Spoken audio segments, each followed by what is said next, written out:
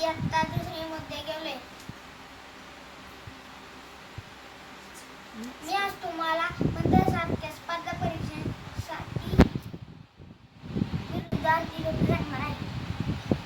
विरुद्धार्थी शब्द: शहर, गाव, हसणे, रडणे, दूर, जवळ, सुख, दुःख, फार, कमी, जगणे, मरणे, गरीब, श्रीमंत, वर, खाली, लहान, मोठे, प्रश्न, उत्तर, गोड, कडू, बाहेर, आत, पुढे, मागे, दिवस, रात्र, ऊन, सावली, जुने,